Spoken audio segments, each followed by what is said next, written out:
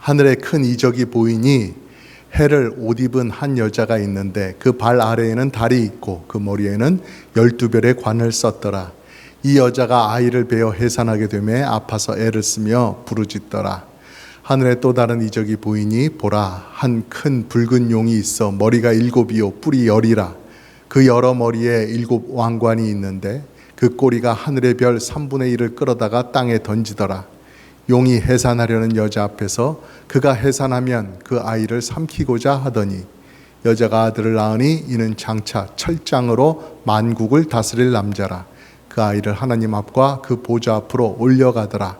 그 여자가 광야로 도망하며 거기서 1260일 동안 그를 양육하기 위하여 하나님께서 예비하신 곳이 있더라. 아멘. 우리가 예수님을 믿고 교회 문에 이제 들어서고 또 우리 성도들과 함께 살아갈 때에 마냥 평안만 있고 또 쉽게 살아가게 되는 그러한 신앙생활이 펼쳐지는 것은 아닙니다. 성경은 우리의 신앙생활의 그 발걸음이 싸움의 여정이다. 우리 인생의 여정이 싸움과 같다라고 그렇게 신앙생활을 표현하는 것입니다. 믿음으로 사는 것이 그리 순탄한 길이 아니다. 이 세상에서 악한 영들과 대적하고 또 죄의 유혹을 뿌리치고 물리치고 또 불신앙의 그런 불어오는 바람, 그것과 정면으로 맞닥뜨려 싸워야 나가야 될 수 있는, 그것과 싸우면서 한 걸음 한 걸음 나가는 그런 힘든 여정이다 라고 가르쳐주고 있습니다. 세상에 그 사탄이 가만두지 않기 때문에 또 예수님을 따르는 길은 결코 잠시라도 편안한 길이 될 수는 없는 것입니다. 그러나 우리가 절망하지 않는 것은, 우리에게 소망이 있는 것은 이 싸움이라고 하는 것이 이미 이겨놓은 싸움이기 때문에 그렇습니다. 이미 승리하신 왕 예수 그리스도의 뒤를 따라가면서 나머지 싸움을 싸우는 것이기 때문에 그래요. 그래서 오늘 말씀은 우리가 싸워야 될 이 싸움의 본질을, 그 내면을 제대로 보여주고 있는 말씀이에요. 요한계시록을 쓰던 요한 사도는 당시에 이 세상의 핍박을 고스란히 받고 있었죠. 어느 외딴 섬으로 가서 유배 생활을 하고 있었어요. 다른 성도들도 마찬가지였어요. 이 로마 도미티안 황제의 시대에 교회는, 성도들은 많은 박해를 받고 있었어요. 당시 로마 제국은 때때로 황제를 신처럼 떠받드는 그런 우상 숭배가 만연하기도 했는데요. 바로 이 도미티안 황제 시대에 이 황제가 자기 자신을 향해서 자기의 신하들과 모든 백성들이 엎드려 절하고 자기를 부르기를 그저 황제시여, 도미티안 황제시여 이렇게 부르는 게 아니라 나의 주님이시여, 나의 하나님이시여 이렇게 부르라고 명령했던 것이었어요. 자기를 그처럼 하나님으로 부르라고 말했던 것이에요. 자기가 그런 신과 같은 존재로 행세했던 그 이유는 나라의 여러 가지 반대 세력들, 사람들의 흩어진 마음을 자기 자신을 중심으로 모으고 나라를 안정시키기 위해서 그렇게 했던 것이에요. 이 사람들을 하나로 뭉치게 하고 복종시키는 것은 종교만한 것이 없다, 그렇게 생각했기 때문에 자기 자신이 하나님인 양 그렇게 행세를 했던 것인데요. 그래서 백성들이 실제로 우리 황제는 주님이시다 이렇게 고백을 하고, 또 그것은 황제에 대한 절대적인 충성, 그것을 서약하는 징표가 되었던 것이었죠. 그런데 다른 사람들에게는 다 이러한 것이 괜찮을 수 있어도, 받아들일 수 있어도 교회의 성도들에게는 이것이 믿음과 정면으로 충돌하는 부분이 있었던 것이에요. 그리스도인들에게 주님이라고 하는 말은 예수님을 하나님으로 높이는 그러한 호칭이었거든요. 단지 황제를 높이는 그런 호칭이 아니었어요. 존칭이 아니었어요. 예수님은 주님이시다라고 하는 그 고백 속에 예수님은 정말로 이 땅에 오신 하나님의 아들이시다. 예수님 바로 그분이 우리에게 생명길을 내어주시는 메시아요 하나님이시다라고 하는 그 의미를 담고 있었기 때문에 주님이라고 하는 표현은 성도들은 예수님에게만 돌리는 그러한 표현이 되었던 거예요. 이 땅의 사람이 아무리 지위가 높더라도, 그가 아무리 많은 공로를 세웠더라도 그 사람에게 줄 수 있는 그런 칭호가 아니었던 것이에요.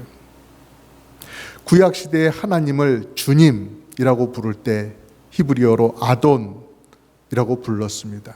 나의 주님이라고 해서 아도나이라고 불렀어요. 신약의 성도들도 계속해서 그 신앙의 고백을 이어받아서 예수 그리스도를 주님이라는 뜻으로 헬라어로 퀴리오스라고 불렀던 것이에요. 그렇기 때문에 황제에게 당신이 주님이시다라고 그렇게 부르는 것은 일종의 신앙적인 배신이라고 말할 수가 있었던 것이죠.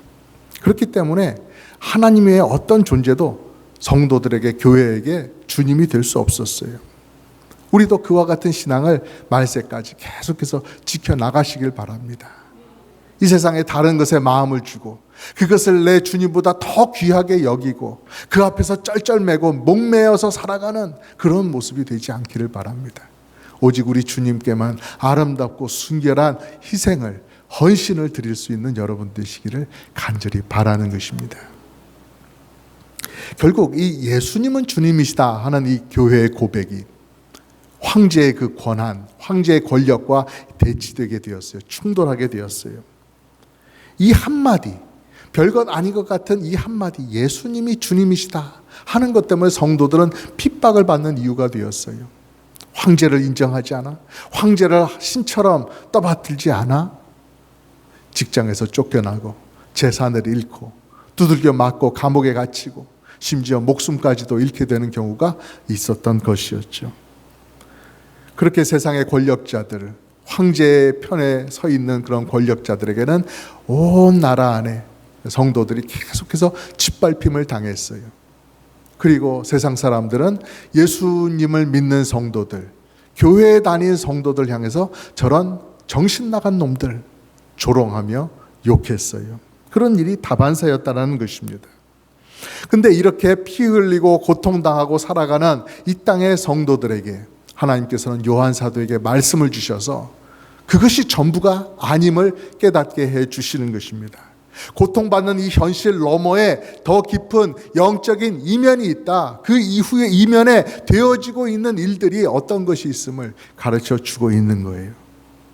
지금 현실에서 성도들이 싸우고 있는 그 싸움이 로마라고 하는 한 나라에 국한된 것이 아니라 하나님의 백성과 사탄 사이의 영적인 싸움, 그것이 있다라고 하는 것을 가르쳐주고 있는 것이죠.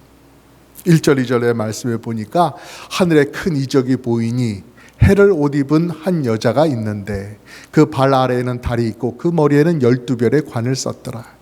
이 여자가 아이를 베어 해산하게 되매 아파서 애를 쓰며 부르짖더라 하였습니다. 모든 것이 상징적인 언어로 되어 있어요.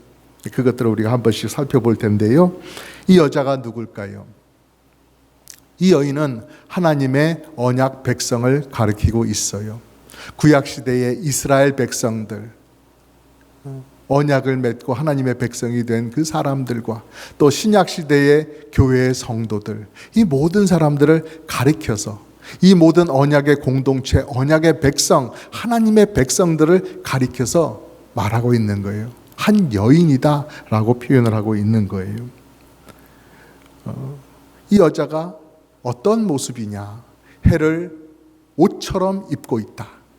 그리고 달을 발 아래 두고 있다. 또 12별을 머리에 관처럼 쓰고 있다. 참 영광스러운 존재라는 것이죠. 하나님께서 함께 하시고 하나님의 위엄으로 그 여인을 두르셨다라고 하는 것을 가리키고 있어요. 마치 해와 별과 달과 같은 그러한 아름다움으로, 그러한 광채로서 그 여인을 두르고 있다라고 하는 사실을 표현하고 있죠. 하나님께서는 이 언약 백성을 통해서 그들과 늘 함께 하시며 그들을 통해서 이 세상에 구원의 기쁜 소식과 길을 여시고 구원의 역사를 계속해서 진행시켜 오셨던 거예요. 여자가 아이를 낳으려고 해산의 고통을 한다라고 그렇게 말하고 있습니다. 그 언약 백성을 통해서 이 세상에 생명의 빛을 비추는 일이 쉽지 않다. 이 세상과의 충돌 속에서 그 힘든 일들을 하나님의 백성들이 감당해오고 있다라고 하는 것입니다. 하나님의 구원 계획에 쓰임받는 백성으로 산다는 것, 그만큼 치열하게 이 세상과 맞서야 된다라는 것을 보여주는 대목이기도 하지요. 근데 그 다음 말씀을 보면 또 하나의 이적이 나옵니다. 3절과 4절을 보면 하늘에 또 다른 이적이 보이니 보라, 한 큰 붉은 용이 있어 머리가 7이요 뿔이 10이라. 그 여러 머리에 7 왕관이 있는데 그 꼬리가 하늘의 별 3분의 1을 끌어다가 땅에 던지더라. 용이 해산하려는 여자 앞에서 그가 해산하면 그 아이를 삼키고자 하더라. 기록하고 있습니다. 성경은 이 용을 옛뱀, 곧 마귀요 사탄이다 라고 부르고 있습니다. 영적인 대결의 현장 속에 빠질 수 없는 대적, 사탄이 나오고 있는 것이죠. 하나님을 대적하고 교회를 삼키려고 하는 악의 세력이 있다라고 말하고 있는 것입니다. 그 머리와 뿔, 세상의 권력과 지혜를 상징하고 있어요. 이 사탄이 하늘에 있는 별 3분의 1을 끌어다가 땅에 던졌다라고 말하고 있지요. 실제적인 저 하늘의 별을 말한다고 하기보다는 수많은 천사들을 타락시켜서 자신과 함께하게 하고 또 하나님의 일을 방해하고 성도들을 핍박하는 일들을 해나가고 있다라고 하는 것을 의미하고 있어요. 세상에 있는 많은 권력자들, 또 문화를 사로잡고 또 제도를 이용해서 사람들의 숨겨진 그 타락한 욕망을 부추겨가지고 그렇게 그 모든 것을 이용해서 교회를 흔들고 있다라고 하는 것을 이렇게 표현하고 있는 것이에요. 그리고 심지어 그 용은 여자가 낳을 아이를 삼키려고 한다라고 하고 있어요. 그 여자는 언약의 백성이요 교회라고 했어요. 그러면 그 교회, 그 언약 백성을 통해서 오게 되는 그 아이는 누구인가요? 5절에서 그 아이에 대해서 언급하지요. 여자가 아들을 낳으니 이는 장차 철장으로 만국을 다스릴 남자라. 철장, 쇠로 만든 긴 막대기, 쇠막대기, 쇠지팡이 같은 것을 말하는데요. 이것으로 만국, 열방을 다스릴 사람 누구입니까? 메시아로 오신다고 하셨던 예수님이죠. 시편 2편에 보면은 철장으로 만국을 다스리는 메시아의 모습이 그려져 있는데요. 바로 여기서 그것을 말하고 있는 것입니다. 예수님께서 그 백성을 통해서 오셨다. 철장으로 만국을 다스릴 분이시다 라고 그렇게 기록을 하고 있는 것입니다. 예수님의 탄생에서부터 사탄은 예수님의 사역을, 구원의 사역을 방해하려고 계속해서 그 구덩이를 팠지요. 사람들을 이용해서 막으려고 했어요. 그러나 막을 수가 없다라는 것입니다. 그래서 그 사탄의 그 공격 또 그 음모 앞에서 어떻게 됩니까? 어떻게 하나님께서 어떻게 하십니까? 그 아이를 하나님 앞과 그 보좌 앞으로 올려가더라. 그 여자가 광야로 도망하며 거기서 1260일 동안 그를 양육하기 위하여 하나님께서 예비하신 곳이 있더라 라고 하였습니다. 하나님께서 아들이신 예수님 보호하는 그러한 장면이지요. 그 아이가 하나님과 하늘 보좌 앞으로 올려졌다라고 하는 것은 예수님께서 부활 승천하시고 이제는 영원한 왕권을 쥐고 계신다라고 하는 것을 나타내고 있어요. 사탄은 예수님과 대결하려고 했고 예수님의 계획을 꺾으려고 했지만 성공할 수가 없었다라는 것입니다. 하나님께서 지키시고 보호하시고 하나님께서 그 계획을 이루고 계시는데 누가 그것을 막을 수 있겠어요? 하나님의 계획과 또 이 땅에 메시아로 오셨던 그 여인의 아들, 그분의 구원은 막힘이 없다, 실패하지 않는다, 바로 그 사실을 힘주어 강조하고 있는 것입니다. 이런 놀라운 일이 교회에 하나님의 백성들을 위해서 이루어졌어요. 하나님께서는 놀라운 구원의 길을 이 메시아 예수 그리스도 하나님의 아들을 통해서 이루셨어요. 그럼에도 불구하고 그 다음 말씀을 보면은 이 말씀을 6절 말씀을 보면은 그 여인이 광야로 도망을 간다 하는 것이 나오고 있는데요. 그것은 어떤 의미인가요? 바로 우리가 이 세상에서 신앙생활을 하는 것이 어떻다라고 하는 것을 가르쳐주고 있는 것입니다. 교회의 현실이 그렇다라고 하는 거예요. 세상에서 광야길을 걷는 것처럼 여러 가지 고난을 받는다라는 것이죠. 고난이 끊이지 않고 광야와 같이 펼쳐져 있다라고 하는 것이에요. 그러나 그 광야에서도 절망하지 않는 이유는 무엇입니까? 우리가 여전히 소망을 붙들 수 있는 이유는 무엇입니까? 말씀에서 나타난 것처럼 하나님께서 예비하신 곳이 있다라는 것입니다. 하나님께서 보호해 주시기로 하신다는 것이요. 1260일 동안 곧 어떤 정해진 기간을 말씀하시는 거예요. 우리 주님 다시 오실 때까지 하나님께서 우리를 지켜 보호하여 주신다. 그것을 알라고 말씀하시는 거예요. 광야의 자리, 고통의 자리이기도 하지만 한편으로 동시에 그것은 하나님께서 보호해 주시는 귀한 보호의 자리이기도 해요. 이스라엘 백성들이 출애굽하여서 광야로 들어갔죠. 그 위험한 곳에서 그들이 다 쓰러지고 소멸될 줄 알았는데 하나님께서 지켜주시니까 그들이 오히려 늘어나더라. 그들이 다음 세대를 보더라. 그들이 가나안 땅을 차지할 만큼 강성한 백성으로 남아있더라. 이것을 우리가 보았단 말이죠. 만나와 물로 마시게 하고 먹게 하시고 불기둥과 구름기둥으로 인도해 주시는 그 보호하심과 인도하심이 있었다는 거예요. 오늘날의 교회도 마찬가지입니다. 힘든 세상 광야와도 같은 길을 걷고 있지만 하나님의 인도하심과 보호하심이 있다라는 것입니다. 여러분, 이것을 의지하는 것이 교회가, 성도가 살아가는 방법이 되는 것입니다. 오늘 말씀은 우리에게 어떤 의미를 주고 있습니까? 인생의 고난의 시간 잘 참고 견디면 곧 그 다음에 쉴 수 있고 또 좋아지는 그런 달콤한 시간이 다가올 것이다. 그러니까 어떻게든 그냥 지금 이 시간만 좀 참아봐라. 그런 얘기가 아닌 것입니다. 고진감래 그런 얘기가 아니지요. 이 말씀은 우리가 해야 되는 또 우리가 당면한 진짜 싸움이 무엇인가를 가르쳐주고 있는 것입니다. 사탄과 이 세상의 악한 것들과 싸워 나가야 된다. 예수 그리스도께서 싸우고 이기셨듯이 우리도 그렇게 싸워야 된다라고 가르쳐주고 있는 것입니다. 여러분, 사탄이 쓰는 방법은 주먹으로 때리고 밟고 하는 그런 물리적인 폭력이 아니지요. 사탄이 주로 쓰는 방법은 거짓과 또 이 세상과 타협하게 만드는 그러한 유혹, 꼬드김입니다. 단지 교회를 물리적으로 핍박하기보다는 교회를 유혹해서 걸려 넘어지게 해서 교회가 이 세상과 똑같아지게 만드는 것이에요. 교회가 교회되는 어떤 특별한 것이 없고 이 세상과 비슷한 그런 모임으로 변하게 만드는 것이에요. 교회가 지켜야 될 그 진리, 그 복음 그런 거 잃어버리고 하나님의 말씀 앞에 순종하는 순종과 하나님께 헌신하는 그 모습, 하나님께서 주신 사명 다 뒤로 하고 이 세상에서의 성공, 이 세상에서의 즐거움 그런 것을 부러워하고 그런 것을 쫓아가도록 만드는 것이 사탄이 오늘날 하는 짓이지요.